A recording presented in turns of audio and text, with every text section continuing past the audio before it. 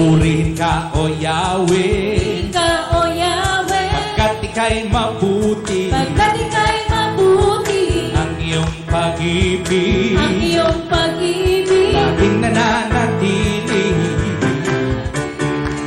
Aawit, sasayaw, luwalhati, papalakpak, sisigaw, dadakilain, nag-uumapaw sa piling ko. Ang kagalakan sa puso ko, noon, ngayon, kailanman, Panginoon.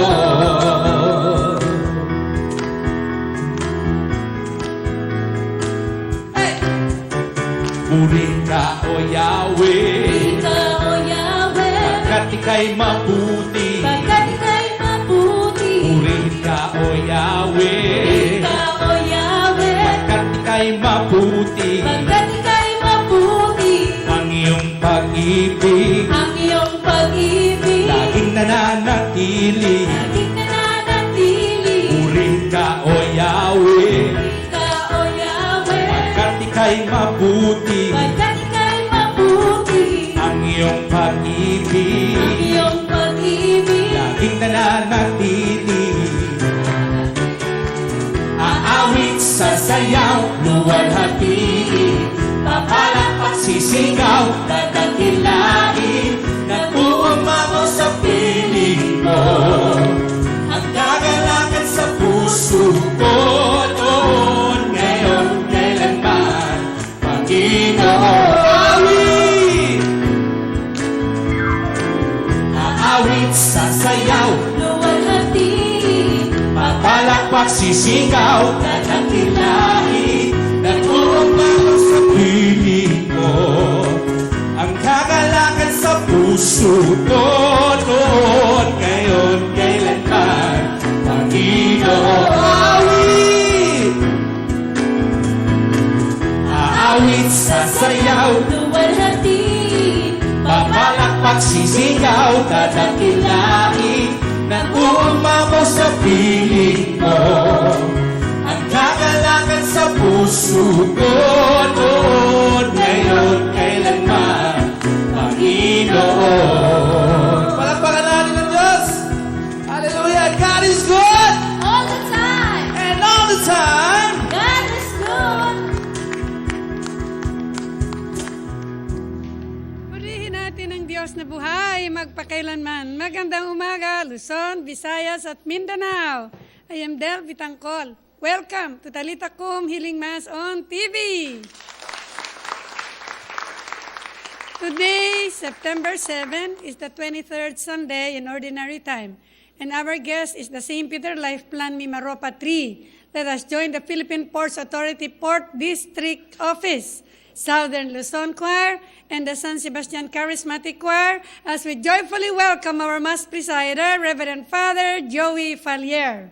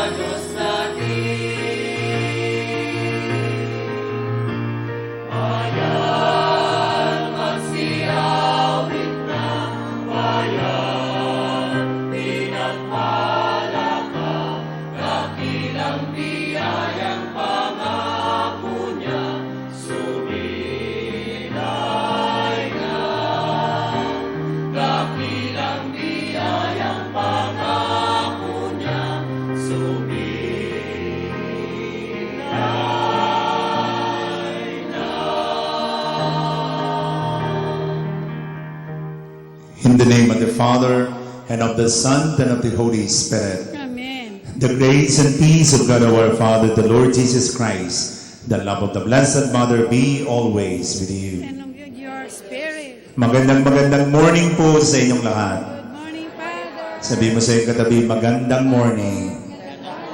Ayan. Maganda po bang morning natin? Gusto natin lalong gumanda? Ngitian mo ang iyong katabi. At sabihin, I'm happy that you're here. I'm happy that you're still alive. Buhay ka pa. Salamat sa Diyos. Buhay pa tayong lahat. So let's thank the Lord for all the blessings that God has given to us. Let us pray. O God, by whom we are redeemed and receive adoption, look graciously upon your beloved sons and daughters, that those who believe in Christ may receive true freedom and everlasting inheritance through our Lord Jesus Christ, your Son, who lives and reigns with you in the unity of the Holy Spirit, one God, forever and ever. Amen.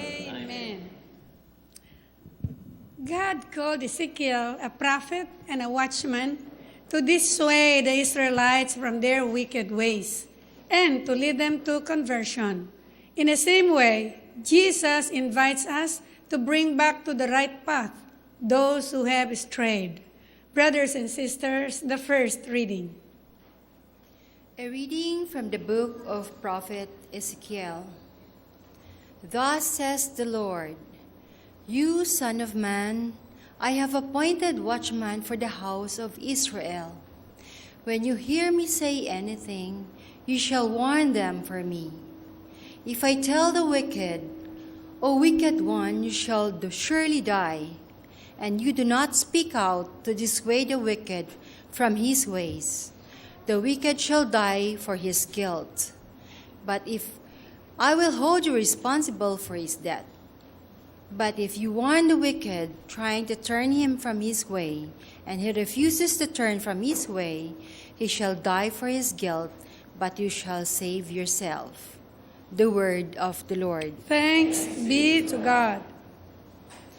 If today you hear his voice, harden not your hearts. If today you hear his voice, harden not your hearts. Come, let us sing joyfully to the Lord. Let us acclaim the rock of our salvation. Let us come into his presence with thanksgiving. Let us joyfully sing psalms for him. If today you hear his voice, harden not your hearts. Come, let us bow down in worship. Let us kneel before the Lord who made us. For he is our God, and we are the people he shepherds, the flock he guides. If today you hear his voice, harden not your hearts. Oh, that today you would hear his voice. Harden not your hearts as at Meribah, as in the day of Massah in the desert, where your fathers tempted me, though they tested me, though they had seen my works. If today you hear his voice, harden not your hearts. Paul reminds us of the commandment of love that fulfills the law. As Christians, we are called to a life of love. Each of us must look after the welfare of our neighbor. Brothers and sisters, the second reading. A reading from the letter of St. Paul to the Romans. Brothers and sisters, owe nothing to anyone except to love one another.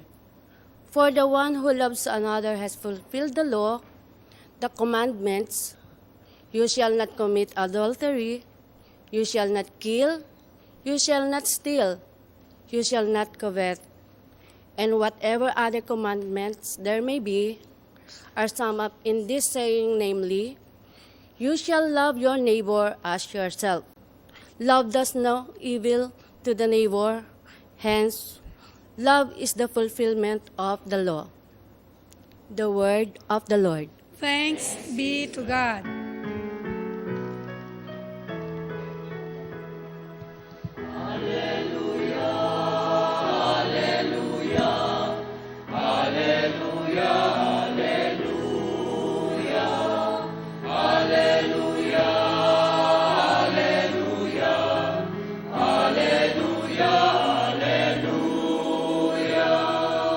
God was reconciling the world to himself in Christ and entrusting to us the message of reconciliation.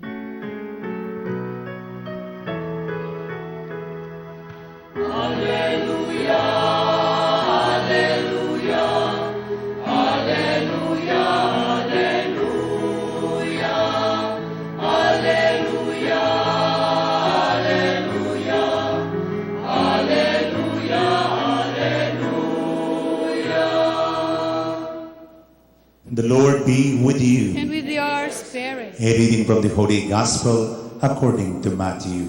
Glory to you, O Lord. Jesus said to his disciples, "If your brother sins against you, go and tell him his fault between you and him alone. And if he listens to you, you have won over your brother. If he does not listen, take one or two others along with you, so that every fact may be established on the testimony of 2 or 3 witnesses. If he refuses to listen to them, tell the church. If he refuses to listen even to the church, then treat him as you would a Gentile or a tax collector. Amen, I say to you, whatever you bind on earth shall be bound in heaven, and whatever you loose on earth shall be loosed in heaven.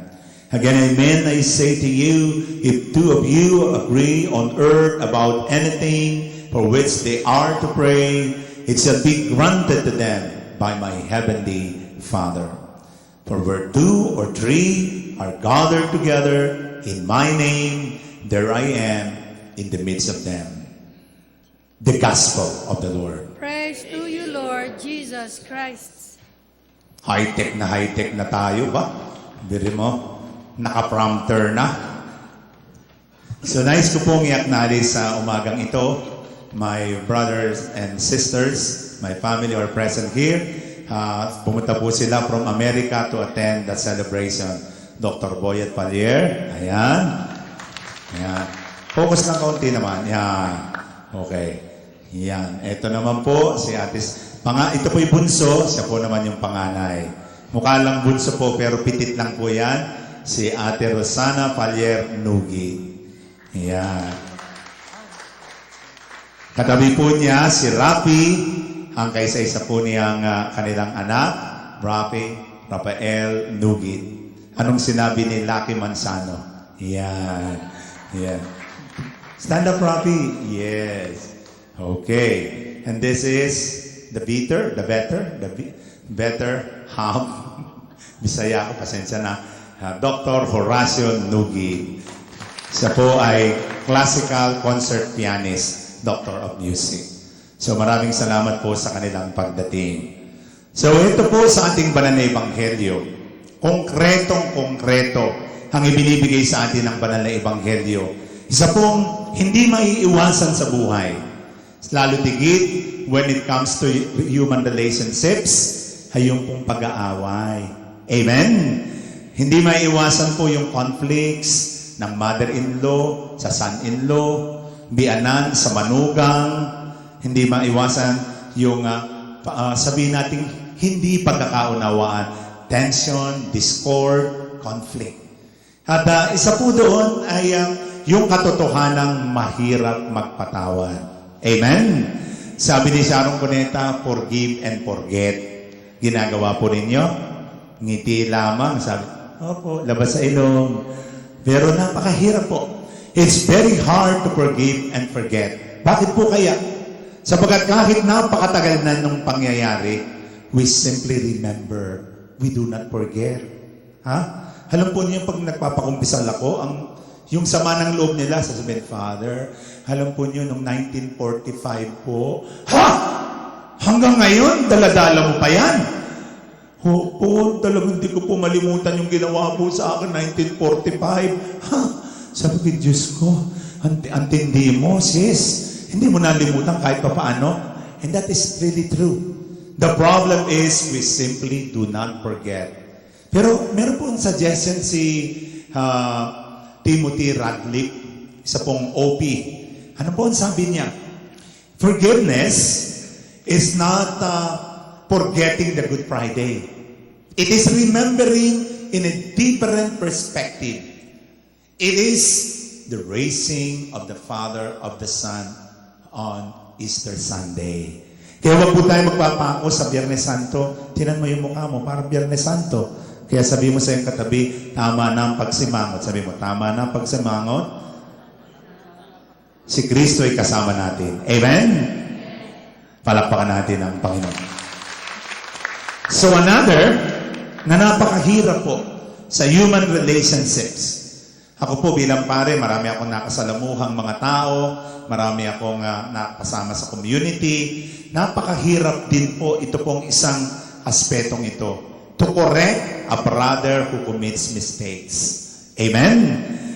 Napakahirap po sapagkat mas madali po sa atin yung to talk, comment on our brothers on their back kaysa ating komprontahin. Because we Filipinos are not confrontational people.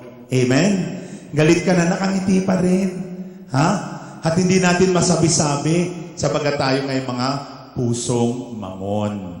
Hindi ho pusong pinag-ong. Sa amin po sa Quezon yung pinag-ong, masarap po yan. Pero matigas. Kailangan isawsaw mo sa kape para medyo masarap at maramdaman mo yung lasa. Pero ito po, we are not confrontational people. Pero very, very practical ang Panginoon. At the very outset of the Holy Gospel, ipinaliwanag na niya na ang simbahan ay hindi perpektong komunidad. Amen? Lahat ay pwedeng magkasala. Amen? Kahit pari nagkakasala. Amen? Oh, lakas ng amen nila. Oh. Rinig ko po, ulitin ko. Lahat ng tao nagkakasala at nagkakamali, pati pari nagkakamali. Oh, lakas pa rin. Sister, kalakasan kayo. May pinagdadaanan po kayo? Hindi po, biro lang, biro lang.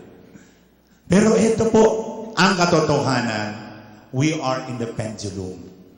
May mga pagkakataong ang bait natin, di po ba? Minsan naman, ang taray-taray natin. Ha?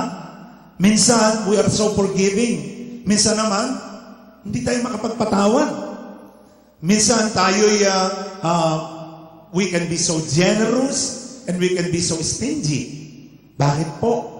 Sapagkat binigyan po tayo ng kalikasan ng Panginoon, not a perfect human nature, a darkened intelligence and a weakened will that is part and parcel of the original sin. Kaya mapapansin natin, bakit ganun? Pero let me ask you this question. Sino po sa inyo ang walang nagawang kasalanan simula nang isilang ka sa mundong ito? Pakitaas ang kamay. Ayan. Pakipunta po rito sa unahan at papasakan ko ng bulak ang inyong ilong. Kokoronahan ko kayo at dadaling ko kayo sa St. Peter Mortuary. At bahala na sa inyo si Brother Ryan, the manager. Aha. Pero ganun po, nakakasala tayo, nagkakamali. Pero ito po naman, sino po naman sa inyo ang walang nagawang tama at mabuti sa buhay niyo? Lahat po tayo may nagagawang mabuti. Amen? May nagagawa rin tayong kapalpakan. Sapagkat iisa lang po ang talagang tapat na tapat. Sino po? Tapat na tapat ay ang Panginoon. Amen? Can you repeat this word? Tapat. Balik ta rin nyo. Tapat pa rin. Di ba? Si Lord lang ang tapat na tapat. Pero tayo, maaari tayong tapat ngayon, bukas ay hindi tayo tapat.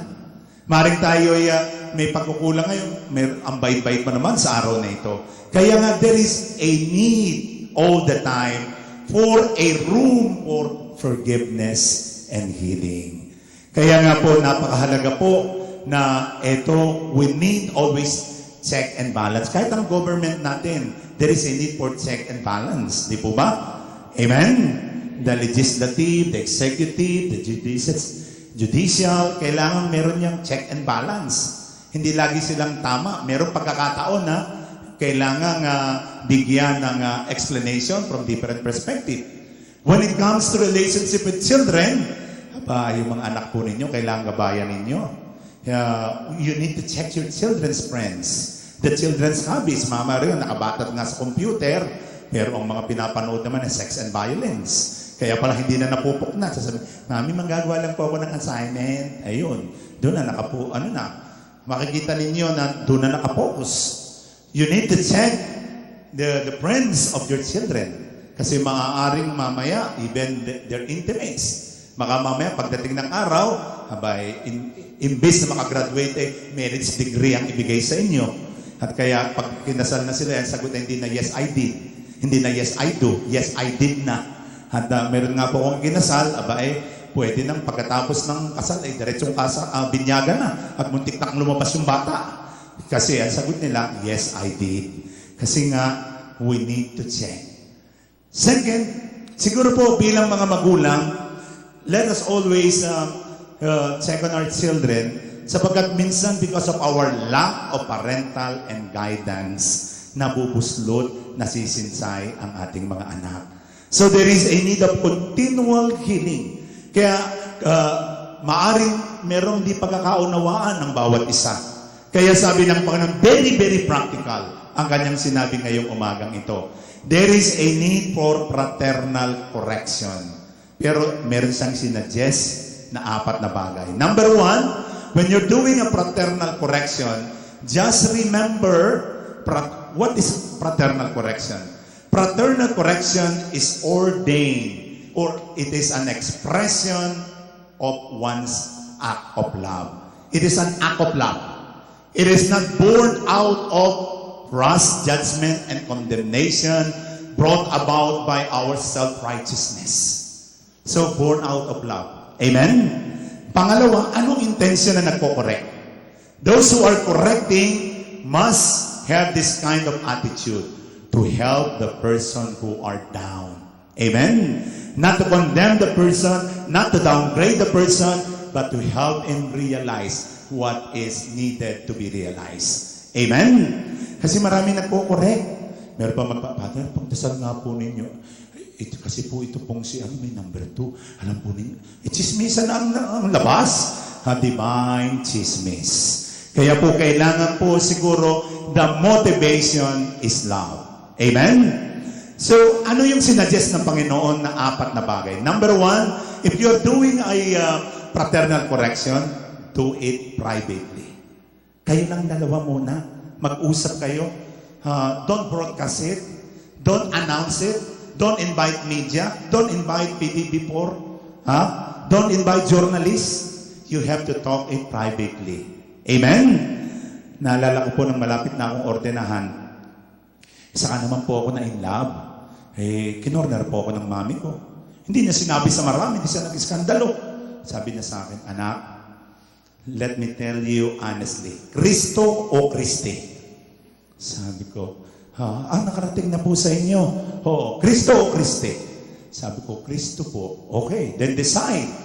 So, out of love, my mother cornered me, sapagat mahalin naman po, masama nga namang tingnan na sa umaga hawak ko katawan ni Kristo, sa gabi naman hawak ko katawan ni Kristi.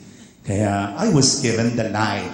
I was given the inspiration to know the difference. Because my mother, out of compassion and love and support and understanding, tinawag niya ako at kami nag-usap puso sa puso. Gilas puso! Ayan, sayang nga po talagang natalo po tayo. Pero very close po lahat ng fight. Yung mga higante ay sumamba sa mga maliliit na mga Pilipino because of our dedication, because of our never say die spirit. Talagang kahit yung Argentina, muntik nang matalo. Yung Croatia, muntik na rin. Pati yung Puerto Rico, just decided in the last seconds. At yung Senegal, ang inside story pala niya, nilalait ang mga Pilipino. Go home, Filipinos! Go home, Filipinos! Ang nakita ay, yung palang sinabihan ay si Manny Pangilinan. Haba, ay nagali siguro si Manny Pangilinan. Siguro sabi, panalayunin ninyo yan.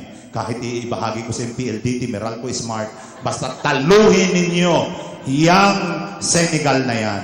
Kaya no wonder kahit 6'8 ang high, tinalo nila ang Senegal. Amen? At ako po, nung nanood ako ng Argentina, hindi ko matanggap po talaga. At kinabukasan po bilang ganti, kumain ako ng Argentina corned beef. At least, panalo ako sa breakfast. Dear brothers and sisters, second point is, after talking privately, hanap po tayo ng sabihin natin witnesses. Hanap po tayo ng third party. Somebody who will act as an arbiter. Somebody who will act as a referee. A go-between.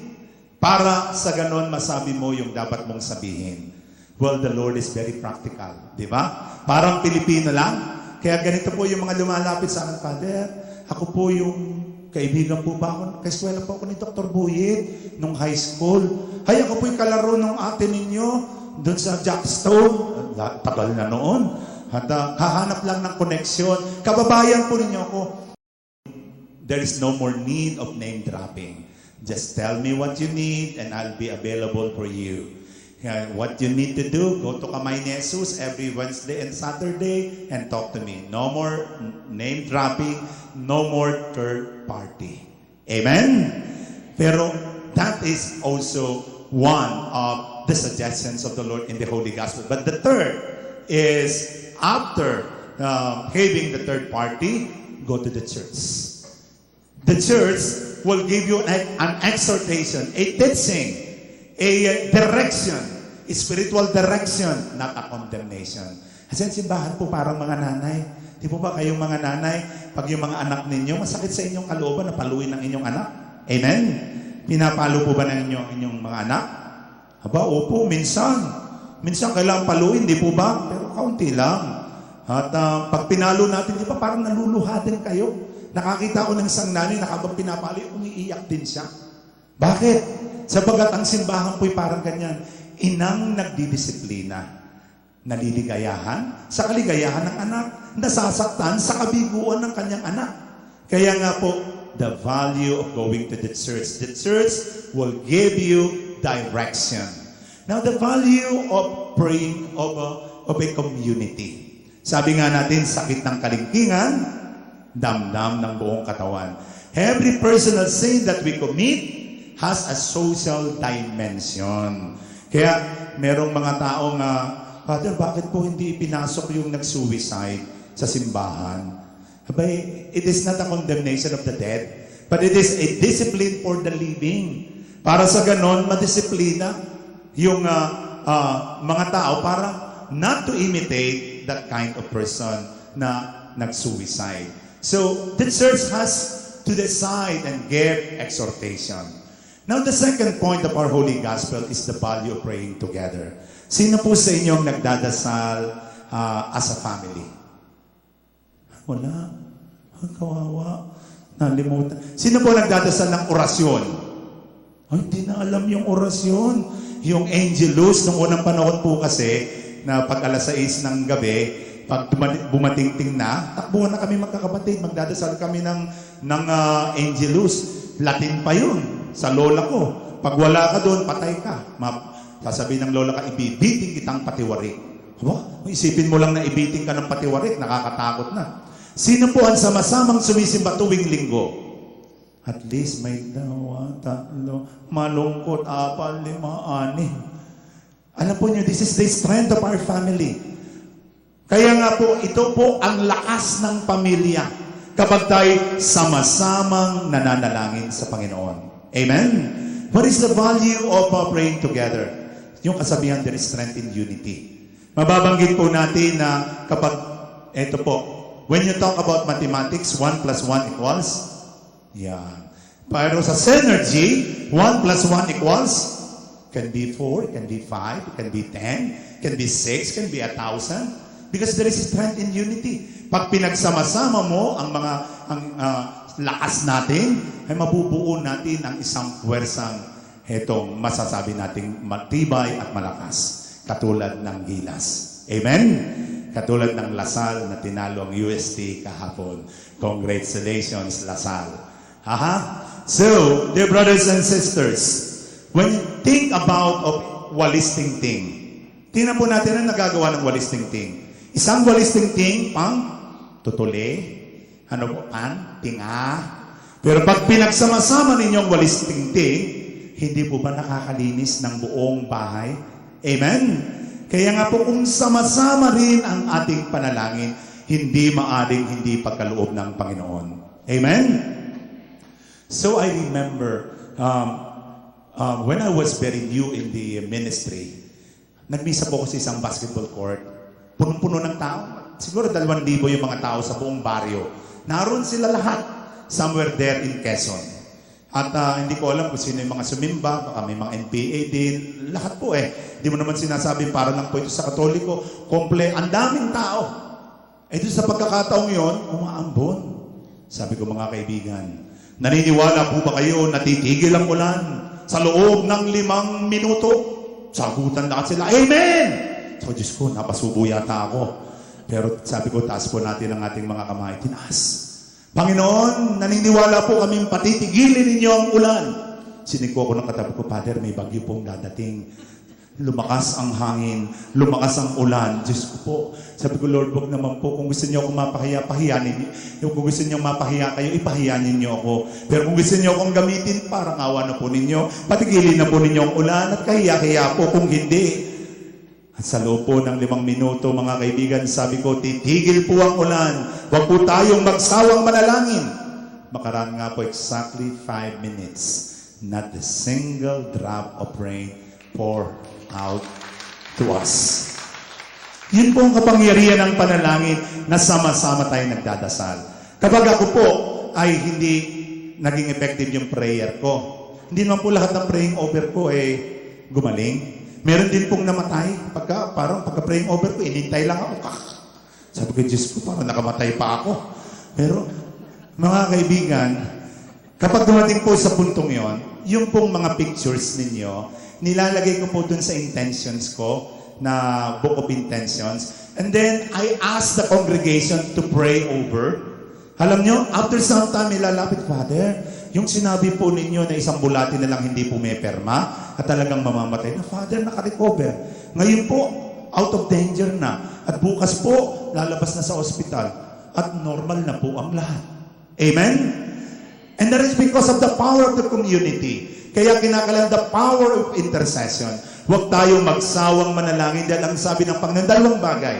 If there are 2 or 3 are gathered in my name, I will grant whatever they are asking for. Amen?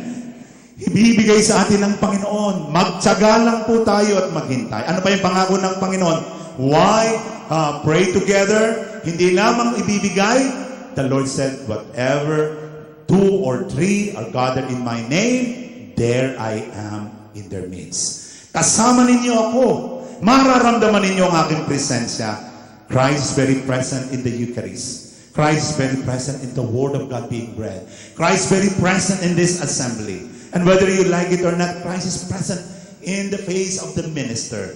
Christ is present really, truly, substantially in the Holy Eucharist. Kasama natin ang Panginoon. And Christ is present in all our life, even in the darkest moments of our life. Kaya patuloy po sana tayong manalangin. Huwag tayong magsawa. Together we pray because we believe everything works together for the good of those who love and serve the Lord. The family that prays together stays together. Amen and amen. God our Father is generous and patient with us despite our sins and failings. He wants us to be the saint, our brethren in sin and error. With confidence we pray, Lord, hear our prayer. Lord, hear our prayer. Give the Pope, bishops, priests, and deacons a heart that reaches out to sinners, so that they may be effective ministers of reconciliation, we pray. Lord, hear our prayer. May all of us gathered here in this Eucharist see the wisdom in the words of St. Paul today. Love does no evil to the neighbor. Hence, love is the fulfillment of the law, we pray. Lord, hear our prayer. Move judges, soldiers, and policemen, in those working in rehabilitation centers, to temper justice with love, and to always respect the inviolable rights of persons, we pray. Lord, hear our prayers. May sinners and those who stray from the right path come to their senses and ask pardon from the Lord, and be reconciled with the Christian community, we pray. Lord, hear our prayer. May the sick, the elderly, and the homebound see God's comfort and consolation, and the compassion of those who care for them, we pray. Lord, hear our prayers. we remember the special intention of the healing of Noli Cordero, Dante Sanga, Mirna Quisao, Susan Aldea, Josefina Minda Palumbarit, Freddy Rances, for the eternal repose of the soul of Ami Pasumbal, Ernest Albuena, Marcela Aldea, for the special birthday intention of Monsignor Leandro Castro, our Vicar General and Diocese of Lucena, for my co-celebrants in this 25th anniversary as a priest, Father Gerardo Juarez from East Coast, Father George D. Bago from Belgium, Father Carmelo Villosilio from the Kamay ni Jesus, and yours truly, Father Joseph Collier, who will be celebrating on that day, September 9, but the celebration will be September 12, the Kamay ni Jesus. We remember them in our prayers. We pray to the Lord.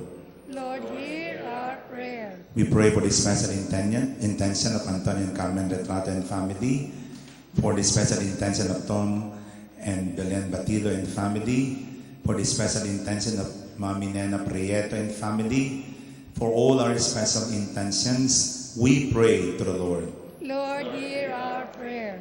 Father, hear our prayers, heal our troubled consciences and wounded hearts, and unite us as a family in your church through Christ our Lord. Amen. Pray, brothers and sisters, that my sacrifice and yours may become acceptable to God, the Almighty Father. May the Lord accept the sacrifice at your hands for the praise and glory of his name, for our good and the good of all his holy church. We also remember in our intention Attorney Tony Akyatan and Lilia Akyatan, who celebrates their 51st wedding anniversary. 51 attorney. Congratulations.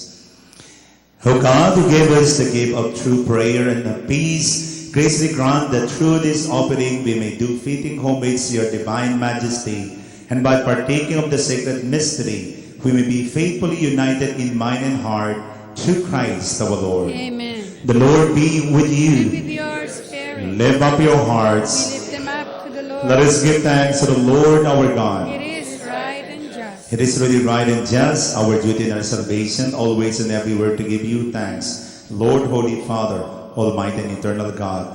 For we know it belongs to your boundless glory that you came to the aid of mortal beings with your divinity and even fashioned for us a remedy out of mortality itself, that the cause of our downfall might become the means of our salvation. Through him the house of angels adores your majesty and rejoices in your presence forever. May our voices, we pray, join with theirs in one chorus of exultant praise as we acclaim.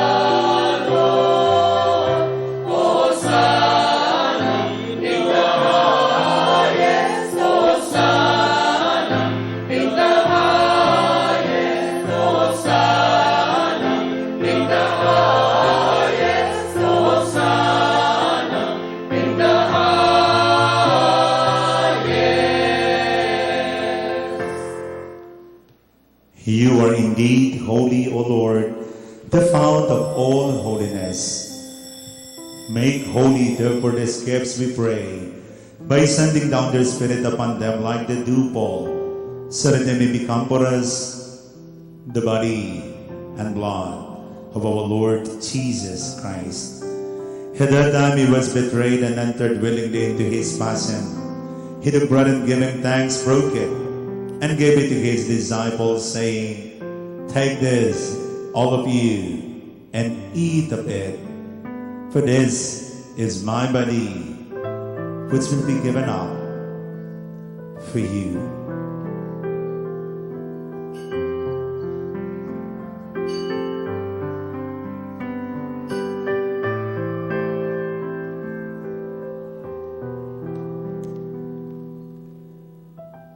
In a similar way, when supper was ended, he took the chalice and once more giving thanks, he gave it to his disciples, saying, "Take this, all of you, and drink from it. For this is the chalice of my blood, the blood of the new and eternal covenant, which will be poured out for you and for many, for the forgiveness of sins. Do this in memory of me."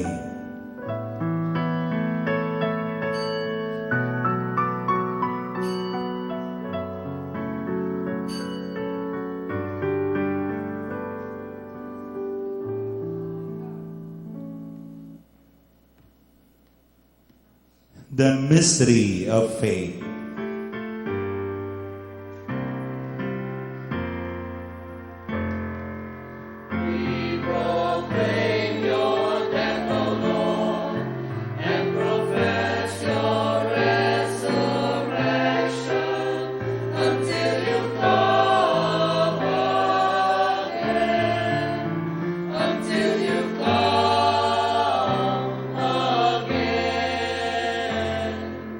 Therefore, as we celebrate the memorial of his death and resurrection, we offer you, Lord, the bread of life and the chalice of salvation, giving thanks as you have held us worthy to be in your presence and minister to you.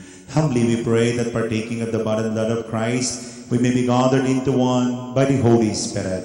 Remember, Lord, your church spread throughout the world, bring her to the fullness of charity, together with Francis our Pope, Ernesto our Bishop, Luis Antonio our Cardinal, all the bishops and all the clergy.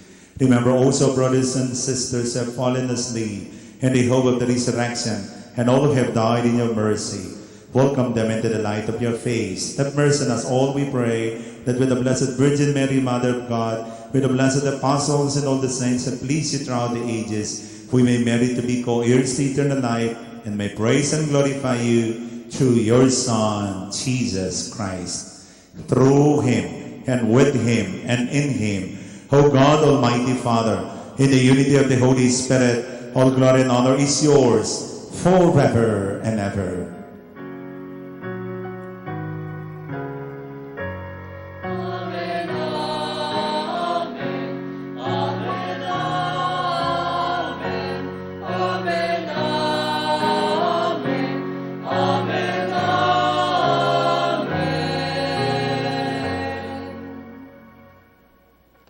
We have a Father who loves us immensely and personally, and at the Savior's command and formed by divine teaching, we dare to say, Our Father, who art in heaven, hallowed be thy name. Thy kingdom come, thy will be done, on earth as it is in heaven.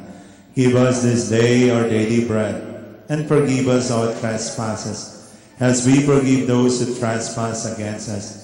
And lead us not into temptation, but deliver us from evil.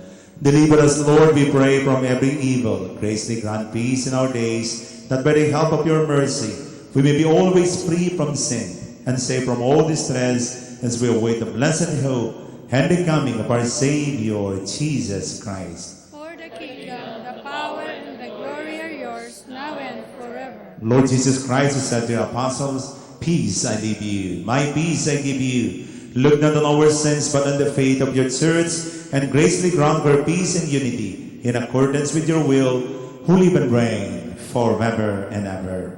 Amen. The peace of the Lord be always with you. And with your spirit. With a smile, big smile on our face, let us share the peace and love of the Lord, yung ngiting nabayaran na sa utang, ngiting magpapautang na uli, ngiting pinagaling at pinagpala ng Panginoon. Peace be with you. Peace be with you. Peace be with you. Peace be with you. Lamb of God, you take away the sins of the world. Have mercy on us. Lamb of God, you take away the sins of the world. Have mercy on us. Lamb of God, you take away the sins of the world. Grant us peace.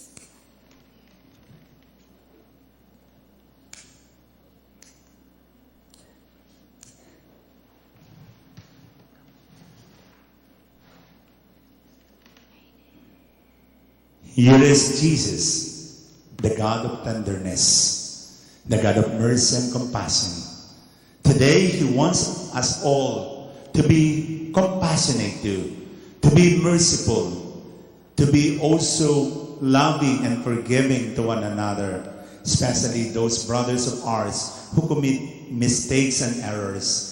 Happy we are now invited to join in this celebration of life and love. Lord, I am not worthy that you should enter under my roof, but only say the word and my soul shall be healed. May the body and blood of Christ lead us to everlasting life. Amen. We are inviting you to join our prayer meeting every Saturday at 4 p.m. At 4 o'clock in the afternoon at the St. Peter Building, 296 Quezon Avenue, Rojas District, Quezon City. The St. Peter community will have Kasalang Bayan Outreach on November 8th, and then for inquiries, you can call our secretariat at 371-2910. Reverend Father Sunny Ramirez, OP, invites us to a pilgrimage where Jesus walked and where Mother Mary showed herself. Visit Rome, Jerusalem, Bethlehem, Miraculous Medal, Lourdes, Santiago de Compostela, Fatima, Assisi, Pedro Pio, San Giovanni Rotondo, and many more on September 25 to October 23. And for more details, you may reach Eileen Domingo at 637-9611, 633-4856, and 631-3505. Watch each Sunday's Talita Kum Healing Mass on TV via online live streaming at the website flashed on your screen. You can also view previous Masses at YouTube. Just key in PTV4 Healing Mass. Like our page on Facebook, Talita Kum HMTV, and tweet us at You Are Healed. Purihin ng Diyos. Sister, meron akong dalawang announcement. Apo. Una po ay meron pong International Eucharistic Congress that will be on June 2016 pala. 2015 po ay yung papal visit. So, January 2016 will be the International Eucharistic Congress. That will happen and that will be convened in Cebu. Kaya po tayo po ang host country, international po yan. Kaya ang mga namamahala po kasama Sister Elvira Go launch this piso para sa misa piso para sa misa ng buong mundo. Inilance na po yan sa Diocese of Lucena at dadalawin din po kayo ni Tita LB ng Power to Unite, na yung ating pong mga piso pwede nating ihulog para sa ganon makatapos po tayo doon sa pinagagawang venue at makatulong din po para doon sa International Eucharistic Congress 2016. Yung piso po natin, maraming mararating. Kung gusto pa ninyo, 1.50 o mas malaki pa, 1.75 o kaya 1.95 o kaya yung mas malaki pa, malaki po ang mararating dahil sabi nga po ni Cardinal Rosales, kahit maliit, basta malinit, diretsong langit. Amen? So pangalawa po, ay sa matinding habag ng Diyos, I'll be celebrating my 25th anniversary as a priest this coming September 12. Sa kamay ni Jesus po, alas 3 ng hapon. If you would like to attend, lalo tigit ang mga fans natin dito, ang ating mga suki, yaki, ang ating mga suki dito, lalo tigit ang St. Peter Group. I would like to celebrate that anniversary with you because you are very important to my ministry. Thank you very much. God bless us all. We now stand up as we pray the national prayer for the papal visit. God of mercy and compassion, we come to you in our need and lift up to you our nation as we prepare for the apostolic visit of Pope Francis. After every invocation, we say together, bless your church, Lord. Bless your church, Lord. That we may be faithful to the Pope, the Vicar of Christ on earth. Bless your church, Lord. That we may be eager to meet and listen to Pope Francis. Bless that we may be compassionate with the poor and the needy, Bless your church, Lord. that we may be merciful with the weak and the lost, Bless your church, Lord. that we may humbly confess our sins and return to God, Bless your church, Lord. that we may frequently and devoutly receive the Holy Communion. Bless your church, Lord. Let us pray. God our Father, we are your children. Make us a nation of mercy and compassion, eager to meet Pope Francis. Make us a nation of holiness and heroism through Christ our Lord. Amen. Let us pray. Grant that your faithful, O Lord, whom you nourish and endow with life through the food of your word and heavenly sacrament, may so benefit from your beloved Son's great gifts, that we may merit an eternal share in his life, who lives and reigns forever and ever. Amen. Ilagay po natin ang ating kamay ngayon sa bahagi masakit sa ating katawan, masakit ang ating dibdib, sa ating dibdib, kung masakit ang ating lalamunan, sa ating lalamunan, kung saan bahagi ng ating katawan meron tayong karamdaman. Itungo po natin ang ating mga ulo ngayon. Kayo rin po na nakantabay sa ating television sets, sa ating pong programang ito, Talita Cum Kidding Mass. Kayo po na nasa hospital ngayon. Kayo po na nasa inyong kwarto ngayon, nag-iisa, nalulungkot, siguro maraming mga isipin. Nais ko pong isipin ninyo, hindi kayo nag-iisa. Kasama mo si Jesus ngayon sa iyong kalungkutan, sa iyong pagdadalamhati, sa iyong pagtitiis ng hirap, sa iyong karamdaman ngayon. Nais niyang hipuin ang iyong karamdaman. Nais niyang pagalingin ang lahat ng iyong sakit. Hindi lang po, Panginoon, ang hiningi naming kagalingan, ay ang kagalingan ng aming katawan. Hilumin po muna ninyo ang aming puso, ang aming kalooban. Maring sugatan po ang aming relasyon sa aming asawa, biyanan, manugang, kapatid, mga mahal sa buhay. Wala po kaming magagawa, Panginoon, kung wala po kayo sa aming piling. Kung hindi nyo kami bibigyan ng lakas at grasya ng kababaang loob upang matanggap namin ang pagkukulang ng aming kapwa. Bigyan po nyo kami ng grasya upang malimutan just to forget our past, but only remember in different perspective, in different light, the hurts, the pains, the conflicts, the discord, the tension. At sa mga oras pong ito, hilumin po ninyo ang sugat ng mga mag-asawa na maaaring ngayon naghihiwalay na, may matinding galit sa isa't isa. Ganyan din po ang kanilang mga anak sa kanilang mga magulang. Hilumin po ninyo anumang uri ng tampo, anumang uri ng sama ng loob na meron sila. Kayo na po ang gumipo, magpalat, magbasbas sa mga oras na ito. Pagpalain po ninyo ang lahat ng mga kabataan na maaaring naliligaw ng landas dahil sa pinagbabawal na gamot, sa masamang pamumuhay, sa imoralidad. Sila po ihipuin ninyo, pagpalain at basbasan. Panginoon, kami rin po na may mga karamdaman ngayon, kung saan po ang karamdaman namin ay sa aming katawan. Hipuin po niya at pagalingin ang aming mga matang nanlalabo dala ng katarata at glaucoma, ang aming taingang nabibingin na, ang aming lalamunan, laryngitis, pharyngitis, tonsillitis, sa lahat ng aming karamdaman sa internal organs.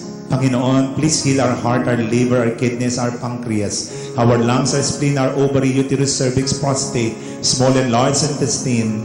Please heal our high uric acid, high cholesterol count, high sugar count, high creatinine count. Please heal all the diseases related to the respiratory system, our asthma, emphysema, pneumonia, tuberculosis. Panginoon, ilumin po niyo at pagalingin ang lahat ng karamdaman sa buto. Please heal our bones, especially that bones affected by arthritis, rheumatism, osteoporosis, osteoarthritis, rheumatoid arthritis, tendonitis, and gout. Pagalingin po ninyo ang aming tuhod, balakang, likod, balikat, ang aming sasapnan, spinal column, spinal cord, ang bahagi ng aming alak-alakan, ang bahagi ng aming sakong na masakit, lahat po ng aming mga karamdaman, ang high blood pressure, low blood pressure, anemia, leukemia, colonitis, sa lahat po ng karamdaman sa aming digestive system, ang hiatal hernia, acid reflux, constipation, indigestion, colonitis, sa lahat po ng aming mga pinagdaraanan, stress, broken relationship, depression, oppression, financial problems, relationship problems, sa lahat po ng aming sakit na tinataglay, sa makapangyarihang pangalan ni Jesus, ay binagagaling ko po ang lahat ng inyong mga karamdaman mula ulo hanggang talampakan. Believe in your heart. You have been touched. You have been blessed. You have been healed by the Lord. As I anoint and bless all of you in the name of the Father and of the Son and of the Holy Spirit. Amen. Palakpakan natin ang Panginoon bigay na bigay, buhay na buhay. The Lord be with you. With your spirit. May Almighty God bless us all, the Father, the Son, and the Holy Spirit. Amen. As celebration is ended, let us imitate the Lord by forgiving one another. Thanks be to God. Maestro, let's break it down.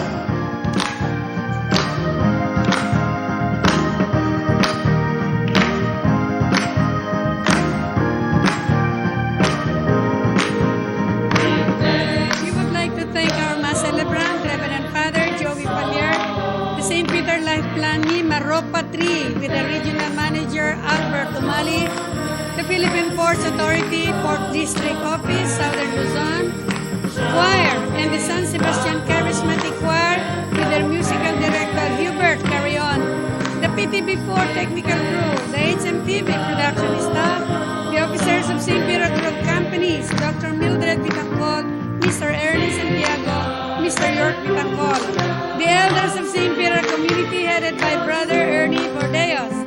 I am Del Vitangkol, mga kapatid, lagi nating pinapaalala, mahal tayo ng Diyos, purihin natin lagi ang Diyos at unahin natin sa mga ating ginagawa.